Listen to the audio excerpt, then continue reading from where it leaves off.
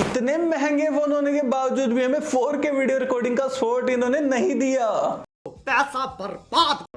दोस्तों OnePlus Nord 5 smartphone को हम कंपेयर करेंगे OnePlus 13R स्मार्टफोन के साथ में, और सबसे पहले हम बात करेंगे दोनों स्मार्टफोन्स की डिस्प्ले की। तो भाई Nord 5 के अंदर हमें 6.83 इंचेस की 1.5 के रेजोल्यूशन वाली फ्लैट एमोलेड डिस्प्ले दी गई है, जो कि 144 हर्ट्ज के रिफ्रेश रेट को सपोर्ट करती है। वहीं दूसरी तरफ 13R के अंदर हमें 6.78 इंचेस की 1.5 के रेजोल्यूशन वाली फ्लैट एमोलेड डिस्प्ले दी गई है, जो कि 120 हर्ट्ज के रिफ्रेश रेट को सपोर्ट करती है।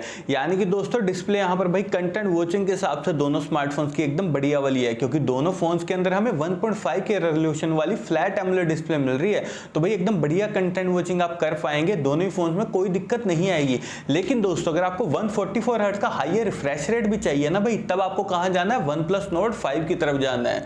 और आईपी रेटिंग की अगर मैं बात करूं तो दोस्तों दोनों फोन्स यहां पर IP65 रेटिंग के साथ में आते हैं। 40-40 हजार रुपए के फोन है, उसके बावजूद भी IP65 रेटिंग दी है इन्होंने। है ये OnePlus ब्रांड और काम टेक्नो वाले कर रहा है, बताओ यार। 20-20 हजार में कंपनी हमें IP69 रेटिंग वाले फोन दे देती हैं, ये बंदे इतने महंगे प्राइस पॉइंट पे क्यों नहीं दे रहे, मुझे समझ में नहीं आ रहा। फिर कह रहे हैं हमारी सेल क्यों डाउन जा रही है, यही कारण है। और ऑपरेटिंग सिस्टम की अगर मैं बात करूं तो दोनों phones out of the box Android 15 के साथ में आते हैं, जो कि OxygenOS 15 पर बेस्ड है।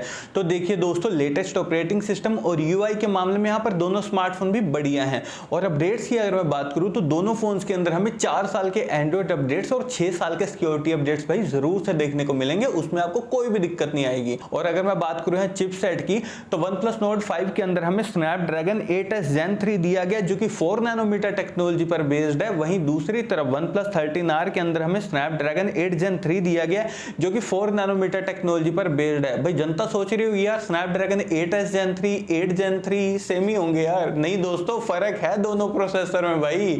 अगर आपको बिल्कुल गेमिंग करनी है, तगड़े वाली फ्लैगशिप लेवल वाली गेमिंग करनी है भाई, तब आप यहां पर डेफिनेटली OnePlus 13R की तरफ जाना है, क्योंकि इस फोन में हमें Snapdragon 8 Gen 3 फ्लैगशिप चिपसेट मिल रहा है। अल्टीमेट गेमिंग आप कर पाओगे। ये OnePlus Nord 5 के साथ में उन्होंने पता क्या किया, 8 Gen 3 नहीं देते यार, पैसे बचाते हैं, 8s Gen 3 डाल देते हैं और उसी का ढिंडोरा पीट देंगे पूरे दुनिया में कि हमने फ्लैगशिप प्रोसेसर दिया फोन में। जोर जोर से बोल के लोगों को स्कीमें बता दे। और एंट्रोडू स्कोर यहाँ पर OnePlus Nord 5 का आता है दोस्तों 15 लाख के करीब, वहीं दूसरी तरफ 13R का आता है भाई 19 लाख के करीब। तो बढ़िया एंट्रोडू के मामले में भी यहाँ पर 13R स्मार्टफोन ही विनर है।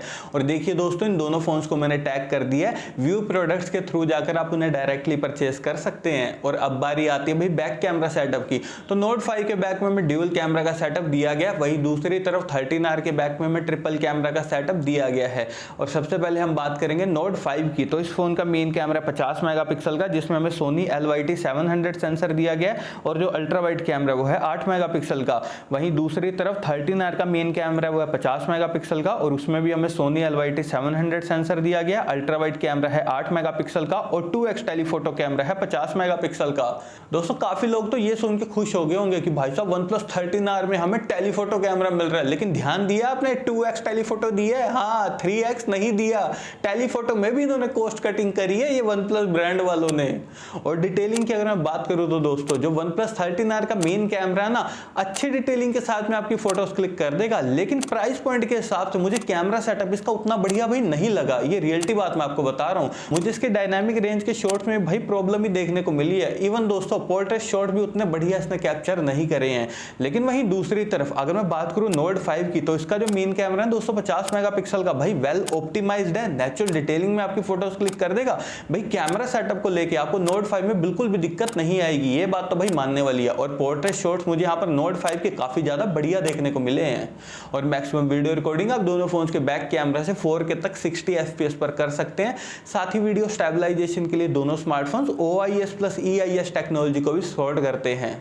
और फ्रंट कैमरा की अगर मैं बात करूं तो दोस्तों Nord 5 के फ्रंट में 50 मेगापिक्सल का सेल्फी कैमरा दिया गया। भाई साहब कमाल कर दिए OnePlus वालों ने, 50 मेगापिक्सल का फ्रंट कैमरा। इनके एम्प्लॉयज को खुद ही नींद नहीं आ रही होगी इस बात से तो।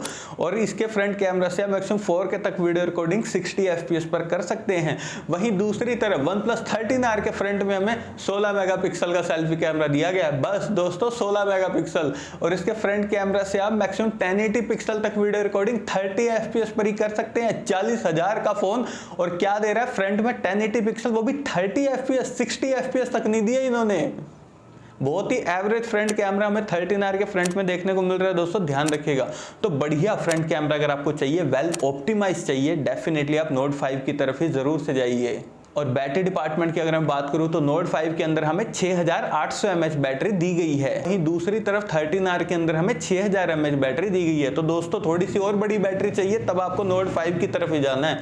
और दोनों फोन्स यहाँ पर 80 वोट की फास्ट चार्जिंग को सपोर्ट करते हैं। और नेटवर्क कनेक्टिविटी के लिए दोनों फोन्स ट्रूली 5G कनेक्टिविटी के साथ में आते हैं, साथ ही दोनों फोन्स NFC को भी सपोर्ट करते हैं। लेकिन दोस्तों 3.5mm जैक हमें दोनों फोन्स में किसी में भी नहीं दिया गया, लेकिन stereo speakers, under display fingerprint sensor और फेस अनलॉक हमें दोनों ही फोन्स के अंदर दिए गए हैं। और अब लास्ट में हम बात करते हैं प्राइसिंग की। तो देखिए दोस्तों, नोट 5 स्मार्टफोन के 8+256GB वेरिएंट की प्राइसिंग है 33,000 रुपए, वहीं दूसरी तरफ 13R स्मार्टफोन के 12+256GB वेरिएंट की प्राइसिंग है 41,000 रुपए।